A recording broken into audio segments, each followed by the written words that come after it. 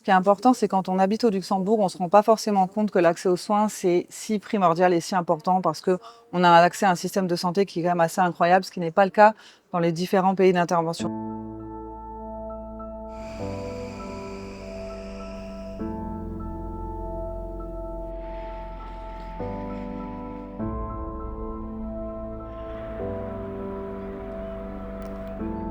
Je trouve que cette exposition retrace vraiment bien tout ce qui se passe sur le terrain, bien sûr à un niveau beaucoup plus petit, mais toutes les différentes stations et les tentes qu'on voit sont vraiment l'occasion de pouvoir s'imaginer un petit peu ce qu'on fait au jour le jour.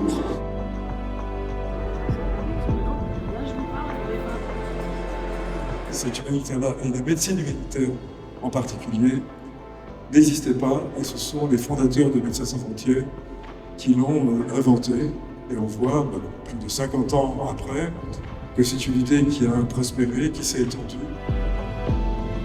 Cette exposition est le prolongement naturel de notre mission au Luxembourg et vous permettre d'avoir un œil grand ouvert sur le monde. Entrez avec nous dans les coulisses de l'urgence médicale humanitaire avec ses réalités.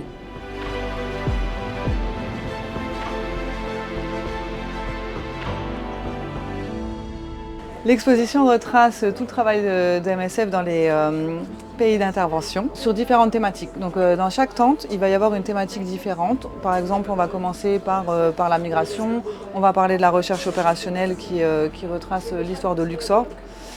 Ici, on est dans la tente malnutrition, donc les visiteurs vont avoir accès aux outils qu'on utilise directement sur le terrain. On présente aussi le Ebola Escape Game, qui est un outil qu'on utilise régulièrement dans les écoles au Luxembourg et avec un jeu de société qui l'accompagne également. C'est vraiment important d'avoir ce type d'immersion au cœur de l'humanitaire pour vraiment comprendre ce qui se passe, les enjeux, contre quoi on lutte aussi au quotidien, contre quoi nos équipes luttent au quotidien et pourquoi tout simplement la santé est primordiale pour tous.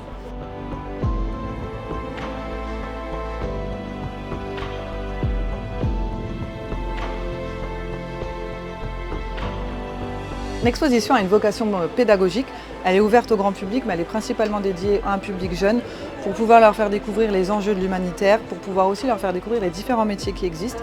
Et grâce à ça, grâce aux écoles qui se sont inscrites et aux 800 élèves qui sont venus voir, peut-être que quelqu'un un jour aura l'idée de venir travailler pour Médecins sans frontières.